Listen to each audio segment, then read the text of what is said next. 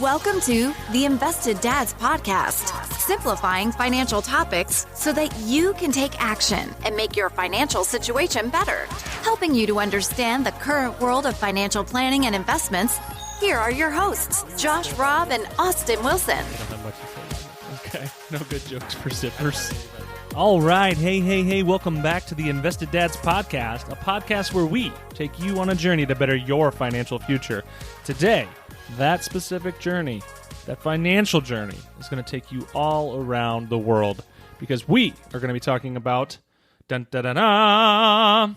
emerging markets. All right, so we're talking about when a country is trying to get on the highway from the on-ramp? Not exactly. That's merging markets. Oh, I'm sorry. So these are new countries emerging, coming out. So like Wakanda, right? Okay, so speaking of Wakanda, I have yet to see Black Panther. Oh, it's a great movie. It's on Disney Plus. Yes, it's on the list. My brother-in-law is a big Marvel fan, and so he and my sister and my wife and I are slowly working our way chronologically through the Marvel universe, and we're through the 90s. So we got through Captain Marvel. We've watched 2. Okay. It's good. We have a little ways to go, but we'll get to Black Panther eventually. But first of all, in case you didn't know, Wakanda does not really exist. What? So, oh man, mind blown there. They don't have that cool but technology. That is a topic for another day. Yep. So don't be buying like bonds from Wakanda. Someone would sure be ripping you off.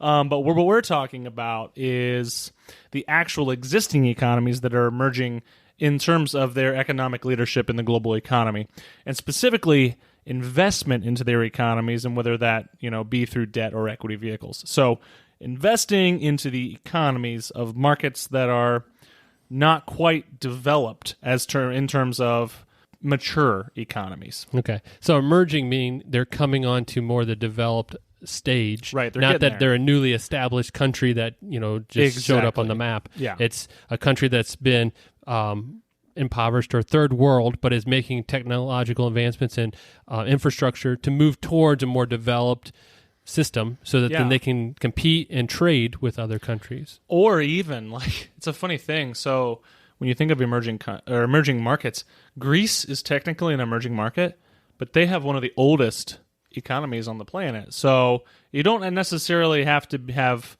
limited economic history. I think it's really about growth and about coming to development to catch up to the major Western Europe or United States or level of technology and infrastructure, like you said. Because Brazil fits in there as well. Yeah, and they hosted the Olympics, so they obviously had the infrastructure there to host the Olympics, but they're still considered emerging. Okay. Exactly, good deal. So is this new emerging markets? Obviously, we just talked about some countries that have been around for a long time that are classified in here. Yeah, but is investing in emerging markets is this something new, or has this been around? Well, that's a tricky question. So first of all, way back in the 80s. So like when you were born. Yes. Specifically in 86 to 87, that time frame, a little bit more than 30 years ago, MSCI Global is a global leader in indexing and data and benchmarking. They founded the Emerging Market Index. Okay. So about 30 years ago. So we can trace back the way we think about and talk about emerging markets about 30 years as far as like a grouping, like an index or a benchmark. But exactly what even defines an emerging market, that's even debated today. But think of it this way. It's a way of looking at a group of global economies that are in a higher growth phase in their life than that of more developed, established economies like the U.S. or Western Europe. Okay. So I am older than this index. True. That's pretty cool. So before I was born, were there any ways that somebody that wanted to invest in that could do that before this index was created? Are you ready to buckle up and get a little nerdy? Let's do this. Because there was a great article that I read, and we'll link it in the show notes, from Business Insider. So they put together the article, which was done based on the research from a company called Renaissance Capital. And Renaissance Capital dug into the weeds of investing in emerging markets. So let's go. We're going to take a step way back. We're going to start back in the 4th century BC. And this was actually in Greece. So the 4th century BC in Greece, 10 Greek municipalities belonging to the Attic Maritime Association defaulted on their loans from the Delos Temple. So this kind of reminds me of the Greek debt crisis, the banking crisis. They've been doing this a for a couple long years time. ago. It's like all over the They place. never with learn their Greece. lesson. But Greece, like I said earlier, they would be considered an emerging market today. But back when this occurred, they were like the philosophical, technological, intellectual capital of the world. So it's kind of come full circle. Yep. So that's 4th century BC. So flash forward about 1,000 years to 2,000 years. About 2,000 years to 1602. 1602, the Dutch East India Company is founded. And that was the first joint stock company to have freely tradable shares. And based on the fact that my wife and I have been watching a lot of Pirates of the Caribbean lately, Disney Plus, woo woo, they talk about the East India Trading Company and at least the first one a lot. So, and the second one I think too. So, Dutch East India Company talking about trading. It's interesting that goes back that far. So flash forward another 120 years, 1720, the South Sea Bubble. That was a key point for emerging market investing. Even Isaac Newton fell for this one. He was one of the smartest people ever to live. We did an episode where we talked with Ben Carlson about his book, Don't Fall For It, A Brief History of Financial Scams. Also throw that in the show notes, where we discuss this very bubble.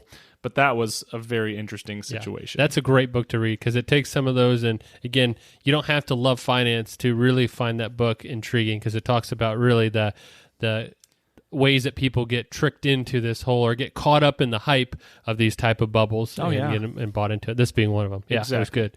So another 40 years later, in 1763, Baring Brothers opens. The firm financed the Louisiana Purchase in 1803. So we know the Louisiana Purchase here in the United States specifically was a big deal for, that part of the country. So flash forward another 40 years. N.M. Rothschild and Sons opens its London office. The Rothschilds organized the financing for the first attempt at an underground channel between France and Britain. Think about that. 1804, they're already talking about a channel between France and Britain underground. That, I don't know how in using 1800 technology that would have happened. It's digging with a spoon. We'll get there. We'll get there by about 1940. So anyway, that was 1804. They also financed projects for Britain's purchase of Egypt's share of the Suez Canal in 1875. So lots going on there. Lots going on in the early 1800s in general. Between 1822 and 1824... I want to pause real quick. Oh, boy. So it took me a while to catch on to this, but the one in 1763, the Baring Brothers opened the firm where they financed the Louisiana Purchase. Yes. I'm thinking, what does that have to do with emerging markets? That's the United States, a developed country. Think about it. Then I realized we were the emerging market. We were the emerging market of the world. Yeah, just colonies hanging out, doing their thing, and becoming independent, and wow. So that was us. So, yeah, think about that. Someone had a way to invest in the United States before it was the United States. They probably made a pretty penny. Crazy. Time over time. Compounded. Time is the key there. So between 1822 and 1824, bonds were floated in London by Colombia, Chile, Peru, the province of Buenos Aires, which is actually in Brazil. Also, Brazil itself was a different, separate from that at that point.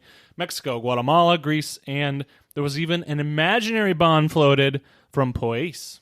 What was that? It's kind of like Wakanda. Yeah. But I think it was a scam that went on back then. And so this is kind of the early periods of investing in emerging market debt. And London was obviously the biggest stock exchange in the world at that point in time.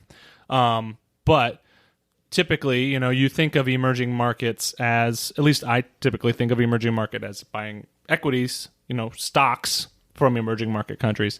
But emerging market debt is just as big as emerging market equity. So that's 1824. Then the next year in 1825, the London Panic of 1825 triggered a bunch of sovereign defaults. First, Peru defaulted, and many others followed after that. All Latin American issuers except Brazil were in default by the end of the decade. So lots of volatility and choppiness already we're seeing in emerging market investing.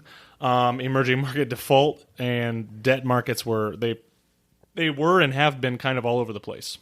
So in the mid-1800s through to the early 1900s, what we would consider modern emerging markets kind of began to emerge. So Russia was the first to see trading of shares in about 1830 at the St. Petersburg Stock Exchange there. But it ceased to be a market economy in 1917 after the revolution. Same thing kind of happened in China in 1949. So again, you're picking up on the theme of volatility. There is a lot of issues of things look good, things sound good, things are going well, things fall apart. That is a very common theme with emerging markets investing. In the 1930s, over 40% of countries that this company, Renaissance Capital, could find data for, they were in default by 1936. 40% of those countries, that is a ton. And then the Great Depression fueled a collapse in global trade, which triggered even more sovereign debt defaults. So then we get into World War II, which was obviously tough. And after World War II, emerging markets tended to borrow only from banks and multinational organizations in dollars or other hard currencies, so they were taking some of the currency fluctuations from their economies out of the situation. Yeah, because you may have an emerging market that has their own currency. If their currency's going wonky. And the government says, hey, you know what, let's just start printing a bunch, and then you got people with wheelbarrows of money moving around. And then if I'm an investor overseas, all of a sudden, if I'm owning it in local currency, I'm in big trouble because they just devalued it like crazy to help boost their, the government helped to boost their position, and I just got hurt. Yes. So, that makes sense why they'd move that way. So then in 1971, the Bretton Woods Agreement collapsed, and we talked about that in a different episode as well. We're going to plug that one too. Put that in the show notes. That was the episode about the gold standard, our silver episode. That's right. So we'll link that in the show notes as well. But U.S. banks continued to lend to emerging markets during this time, even though there was an oil crisis going on. There was an inflation shock and recession, not only in the U.S. but around the world. So check that episode out. But we did go into a little bit more depth on the Bretton Woods Agreement there. So between 1979 and 1980, the U.S. Federal Reserve hiked interest rates to 20%. So wow. That's a lot of, if you think of, we're in this world of pretty much no interest rates. 0.25. So 20% was a lot. And I'll quote, this is the quote from the company who did the research for this. The associated dollar spike and an increase in interest costs combined with the world economy entering recession in 1981 saw Mexico as the first to announce that it would no longer be able to service its debt in August 1982. So not a good time for Mexico, which even today would be considered an emerging market, but back then was also considered an emerging market. Yeah, so if the U.S. debt, being a developed country with arguably one of the most stable economies in the world, is having 20% interest rates, then if I'm going to be enticed to go elsewhere, what is emerging market offering at that time? I mean, it's just ridiculous. Yeah. For the risk. Yeah, that's why they couldn't afford it. 40% interest rate or something. Who knows what it was? That's crazy. So this caused, throughout the 80s, U.S. banks, which were already a little overexposed to emerging markets, to pull back on their lending, which led to further defaults by these because they couldn't get the loans. They couldn't get the underwriting for their debt. It was a situation. So this crisis really hit Latin America pretty broadly. But Eastern Europe and Africa also had a lot of impact from that. And the 80s were rough for emerging markets. So, 1989, the Brady Plan was formed, and that was named after then U.S. Treasury Secretary Nicholas Brady. So that happened, and then there was a drop in global interest rates, which eventually helped end the crisis. So things got really, really choppy in the 80s, and they did settle down towards the end of the decade. So in 1998, and I quote again from the RenCap team here who put together a great research piece. After a decade of defaults, all major Brady restructuring were completed and had resulted in a liquid, easily tradable market of hundreds of billions of dollars of standardized dollar bonds issued by emerging markets. Over time, more traditional hard currency bonds started to be issued and Brady bonds retired. So this was a time of stabilization that really started. The 80s were pretty rough. The 90s got more stable. And they had a lot of backing and help from the U.S. in pulling together their debt markets. So the 90s were better. So we saw more stability, but still had volatility. I mean, there was still volatility, but we weren't seeing the defaults of a whole country like you had in the past. Yes. Okay. So then in 2001, Goldman Sachs the company Goldman Sachs, their own Jim O'Neill coined the term BRIC, B-R-I-C, which stood for Brazil, Russia, India, and China. And then also added South Africa in 2010, making the term BRICS. And that's kind of something that people think about when they think about emerging markets. Is those are like the big emerging markets that people can invest in and really have a lot of infrastructure and a lot of financial security behind them compared to some other smaller economies. So since we were talking about fake economies added into this, if you had the Lord of the Rings added into this, would that be bricks and mortar? Oh, I just about made him spit out. I just took a sip of tea. Bricks and Mordor. Yes. Oh, I'm sorry, I had that wrong. Bricks and Mordor. Okay. So, yeah, brick. Yeah, BRIC. But Bricks. That's a good way of remembering. When you're thinking emerging markets, Brazil, Russia, India, and China are the big countries that make up a lot of that index, if you look at that standpoint, especially China. I mean, it's huge. I mean, it's the second biggest in the world in terms of at least equity markets. Yep. And, well, speaking of China, economies. I mean, if you look at China, should that even be an emerging market anymore? That's the big question. A lot of people ask that. And so, looking through that, Forbes had an article. It was actually a couple of years ago they published this, so I'll have it in the show notes. But in it, they were kind of highlighting that, and this is still true today if you look at the index and the ETFs that track the index, China makes up 1/3 of the total index. So when you buy into an emerging market index, you are buying 1/3 of that whole thing is just in China, right. in China countries or the companies within the country. And it's 3 times the size of the next largest country, which is South Korea, which arguably is probably more developed or more on the line of being developed than China as an overall economy, and they're 3 times the size of that. And of the top 10 holdings, if you look at kind of the larger traded ETFs, 6 of those companies are from China, and no other country has more than 1 in the top 10. So it makes a big piece, and what happens to China really moves the needle on emerging markets. Yes. But if you look at the progress they've made, are they still emerging market? I mean, look at some of their cities are very developed. I mean, they rival any other city across the world in technology and comforts that are offered. They also have a lot of wealth that's been generated. There's a lot of wealth in there, yes. And if you look at the, speaking of wealth, no other country has, outside the U.S., has more billionaires than China. Wow. And I'm sure that was not the case 40 years ago. No. This is all new. Recent this development. is new money. It's just worth thinking. Now, again, if someone decided, hey, you know what, China's not an emerging market anymore, think of the chaos that would ensue for this whole investing complex of, ETFs and everything that tracks this index of what is and what isn't emerging markets. So it's kind of, once you're in that category, if you're big, you're probably going to stay there for a while, or at least find some way to transition out of there without causing that disruption. And I think that I've seen some ETFs and maybe some funds or some indexes that are now starting to exclude China because of their, are they really an emerging market in terms of size? Yes. Arguably not anymore. So if you're really looking at that emerging side of things and the things, yes, China's obviously still growing very quickly, but in terms of size, they're second largest economy in the world. There's not a lot of up to go. Yeah, and but China's a huge place. If you leave those cities, you do see the developed part of that still needs to happen. Yeah. I mean, there's a lot of places in China. Rural China is very rural China. Yes. Yeah. So, you can make an argument both ways.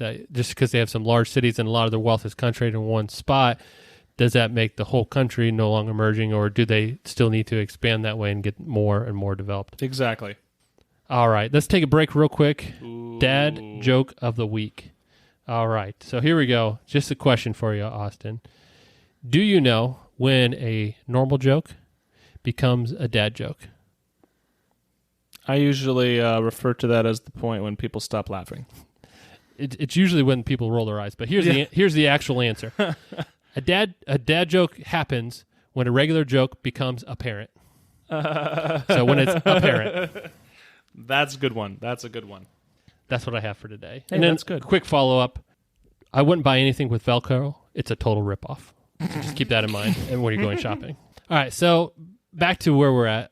From all this history that we just talked about, you're walking through from all the way back in 4th century BC all the way up through the early 90s and into the 2000s, where we've seen more of a streamlining and more of a classification and kind of boxing in what an actual emerging market is. Where do we go from here?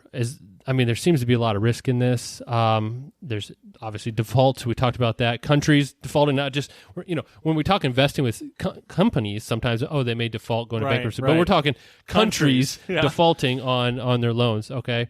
So assuming it's volatile, that's what we see. Yeah. Talk a little bit about what we've seen on that track record. Well, so if we go back to where MSCI started tracking emerging markets kind of the way we think of them today, so that was back till 1986 or 87. So around that time, since then, the MSCI Emerging Market Index has returned a total of 825%. So that's a little bit. That's a lot. That's a lot of percent. That's a little bit more than 7% annualized since the beginning of 1986, excluding dividends. So take dividends out of the situation. By contrast, the S&P 500, which is kind of the easiest benchmark to think of for United States equities, has returned a total of 1,144%. That's more percentages. That's more percentages. So that's almost 8% annualized over that same period, again, excluding dividends. So on a 1 year, so an annualized percentage, not a huge percent different, not even 1% in terms of annualized percentages.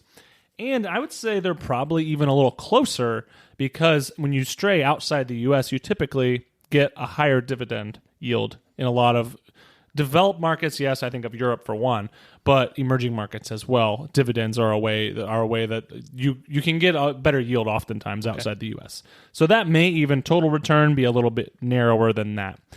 Where things are different is how these returns are generated. So U.S. stocks have for sure had their fair share of bear markets during this time, and we're on our way out of one right now. Yes. As we're recording this. But the volatility that you have to withstand with emerging markets is significantly more even yet. So, 1 year, they're going to rip the face off the S&P 500 and double it in terms of stock market performance. But the next year, it's going to be down 20%, while the S&P is up 2 or something. Like, the swings are very, very, very all over the place. And recoveries are often less stable or less predictable and more choppy as well. And that's something that is at least worth considering, with where we are at in this global COVID-19 recession that's happening. It's going to take some time to come out of it. And I think the U.S. has at least an understanding of what it's going to take to come out of it. But there's going to be maybe a little bit more bump in the road for some of those emerging markets. Because they almost have to wait for us to come out before they follow suit. Because if they're relying on us for infrastructure or those type of things, then or just the appetite to buy the higher yield of the debt that they're offering or the stocks. Yeah, you're right. It could be very choppy. Exactly. But you can invest in it. So tell us, what are some of the ways you can invest in this trend? Well, I want to say, as usual, that I am not advising anyone to go out and buy anything I'm talking about here, especially when it relates to emerging markets. They have even more risk than United States equities or whatever. They're a lot more volatile. But there's definitely ways to gain exposure to this theme, to this trend, and to this big part of our global economy that is growing. But always talk to your financial advisor, see if it's something that fits your risk tolerance and your overall financial plan. But anyway, some ideas. Think about individual stocks, companies that you know or have heard of that are based out of the United States. So companies like Alibaba or Tencent out of China, companies in Russia, Brazil, Eastern Europe, Africa, individual companies you can invest in that are based outside the United States. So, a lot of times in the United States, you can get what's called an ADR, or an American Depository Receipt, and that is where you can invest in foreign shares of a foreign company in U.S. dollars that are held and registered here. It's safe, and you get a receipt, so you purchased it. You can hold on to it in your pocket. So another, like South Korea, obviously we mentioned is one of the emerging markets. True. Samsung, I think, is there. Samsung is there. A company you're familiar with, you look at, like, that's what my phone is, or you see the TVs and all the cool stuff. But like, you could see a company and say, okay, there's one that, if I do my research and I like where it's at, at least I know what it is and what it does. Yeah. You don't have to go buy something you never heard of. There's countries that have companies within them that are, globally. And think of things like Hyundai. Yep. those are things. So funny story. I make fun of you frequently. Yes. For your Samsung phone. A great phone. Yes. But I have an iPhone and I'm an Apple guy. I love my Apple products. So I have an iPhone SE, which is the last small iPhone you could buy. It was created in 97. When I was 6. So I hate on your phone all the time, but I bet your phone's never done this. Today, my phone all of a sudden started vibrating like a notification, Yep. but constantly Just at least 5 or 10 minutes, and I restarted it like 3 or 4 times. It just was going. And then it stopped, and it's been fine ever since. Huh. So speaking of Samsung, maybe that was the time to upgrade your phone alert. So I told our colleague Adam about that, and he said, "Yeah, I think that's the Tim Cook alert on it's time to go buy a new iPhone." Yes. So anyway, back to emerging markets. iPhones are made in China. That's an emerging market. Yes. There you go. You can also gain exposure, and this is one of the ways that I would say is probably much easier to understand, is through ETFs or exchange traded funds, which often mirror indexes or whatever. There's a couple where, like, iShares Emerging Markets ETF, ticker EEM. That is literally, it's meant to mirror the index. And they're very affordable ways to gain emerging market exposure. Wisdom Tree Emerging Market Corporate Bond ETF, EMCB, Van Eck Vectors Emerging Market Aggregate Bond, EMAG. You can also go the other way of anti-China. You can go full China. You can say Crane Shares MSCI All China Index, KALL.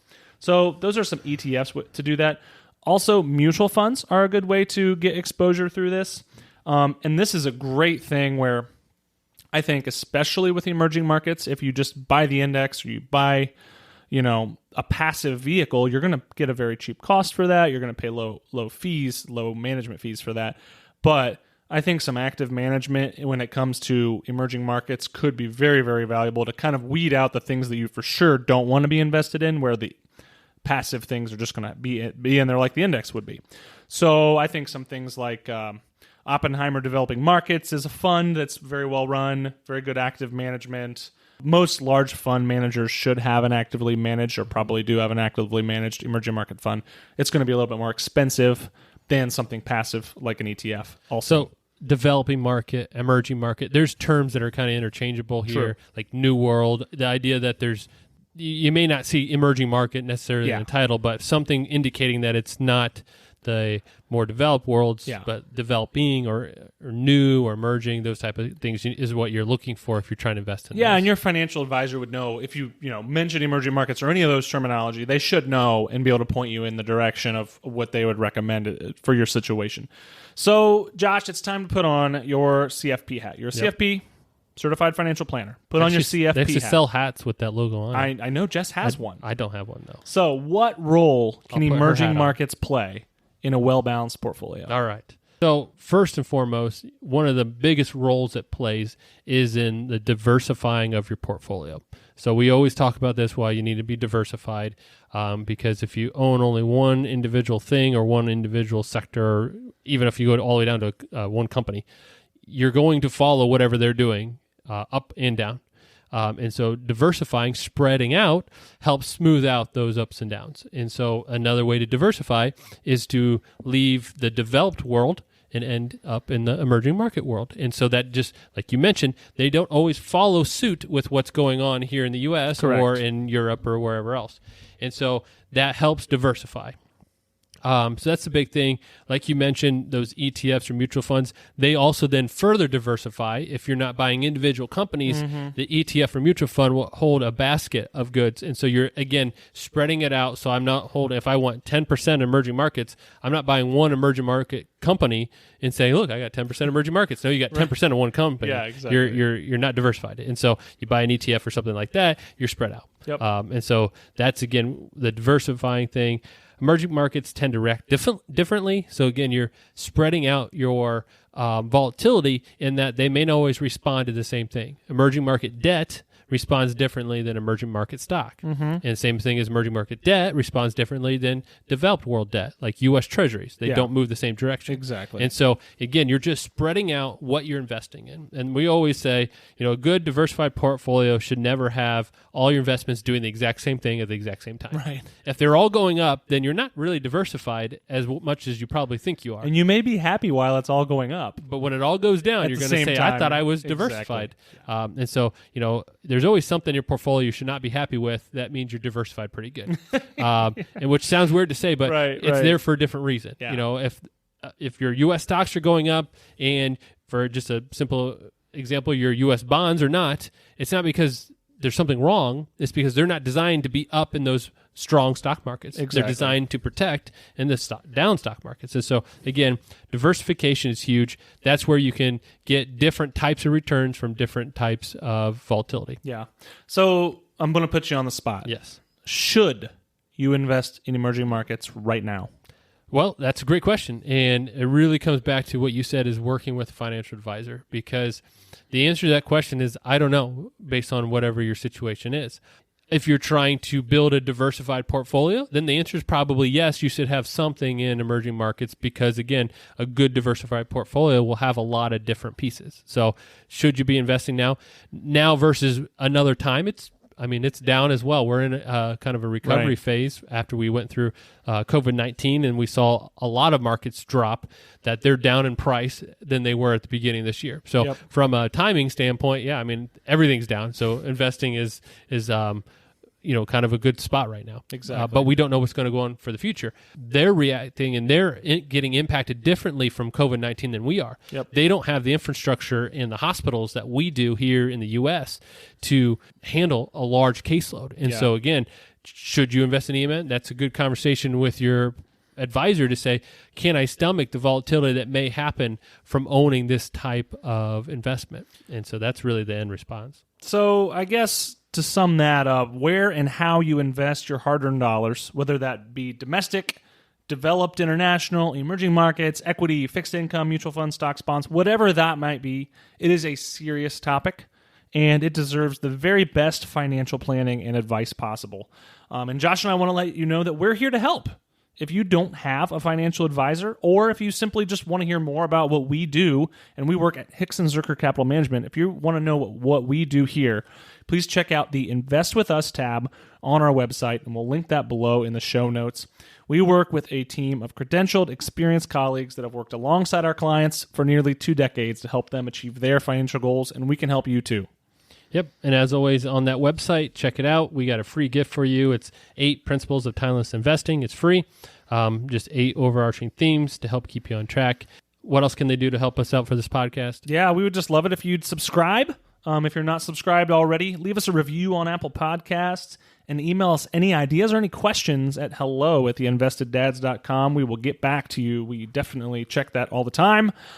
Please share this episode if you enjoyed it with friends and family, and we'd really appreciate that. Yeah, and like we said, the hello@theinvesteddads, that email is for questions that you have as well as topics, because we want you to enjoy listening to this, and we want to talk about the things you want to hear about. So if you have an idea, whatever it is, shoot us an email. We'd love to hear it. Thanks for listening, and I hope you learned something new about emerging markets. It is not what I thought it was at the beginning, and so I'm glad I learned what it was supposed to be, and we look forward to talking to you next week. Yep, talk to you next week. Bye. Bye. Thank you for listening to the Invested Dads podcast. This episode has ended, but your journey towards a better financial future doesn't have to. Head over to theinvesteddads.com to access all the links and resources mentioned in today's show. If you enjoyed this episode and we had a positive impact on your life, leave us a review, click subscribe, and don't miss the next episode. Josh Robb and Austin Wilson work for Hicks & Zuercher Capital Management. All opinions expressed by Josh, Austin, or any podcast guests are solely their own opinions and do not reflect the opinions of Hicks & Zuercher Capital Management. This podcast is for informational purposes only and should not be relied upon for investment decisions. Clients of Hicks & Zuercher Capital Management may maintain positions in the securities discussed in this podcast. There is no guarantee that the statements, opinions, or forecasts provided herein will prove to be correct. Past performance may not be indicative of future results. Indices are not available for direct investment. Any investor who attempts to mimic the performance of an index would incur fees and expenses which would reduce returns. Securities investing involves risk, including the potential for loss of principal. There is no assurance that any investment plan or strategy will be successful.